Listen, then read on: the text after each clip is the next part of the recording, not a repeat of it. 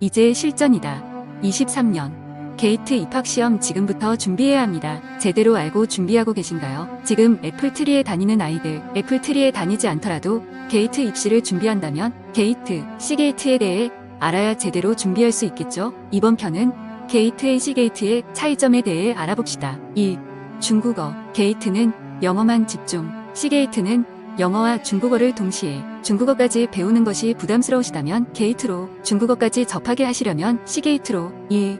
케어적인 측면. 게이트보다는 C게이트가 케어적인 부분에서 더 유치원답다고 생각하시는 학부모님들이 계십니다. 그래서 개월수가 늦거나 케어적인 부분을 중요시한다면 5세 C게이트에 갔다가 6세 이후에 게이트로 중간 입학을 고려하시기도 합니다. 그래서 어떤 원이 우리 아이와 맞을지 더 고민해 보셔야 합니다. 이런 대표적인 차이 외에도 YBM, 계열사 게트, C, 게트, PS, 애플TRE, 러닝TRE 등 주기별로 원장님들이 돌아가면서 바뀌십니다. 그러니 매해 같은 분위기일 수는 없겠죠. 따라서 해마다 분위기가 달라질 수 있으니 커리큘럼화의 성향 등을 잘 고려하여 원을 선택하세요. 3. 커리큘럼. 게이트와 C게이트는 같은 교재를 사용하는 부분도 있고 비슷한 수준의 교과서를 선택해서 사용합니다. 다른 커리큘럼으로 진행하기도 합니다. 모든 교재를 말씀드릴 순 없고 예를 들어 브레인 뱅땡, 게이트에서는 전권을 사용하고 C게이트에서는 한 파트만 사용합니다. 이런 식으로 약간의 차이가 있습니다. 마지막으로 시험에 관하여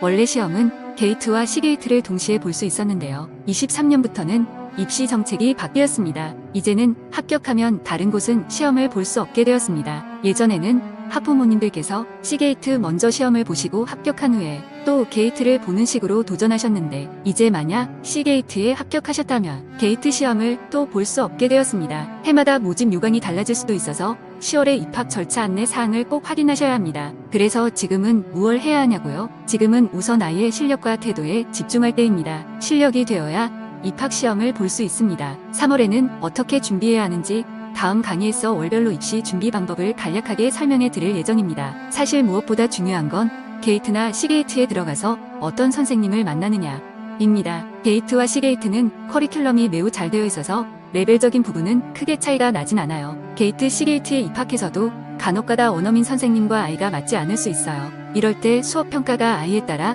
다른 피드백이 오기도 합니다. 많은 사례가 있지만 한 가지만 말씀드리겠습니다. 같은 게이트에 다니는 동갑 같은 반 아이들을 동시에 가르친 적이 있었습니다. A양은 5세 때는 무난히 다니다가 6세 때부터 실력 향상이 없다는 피드백이 오기 시작했습니다.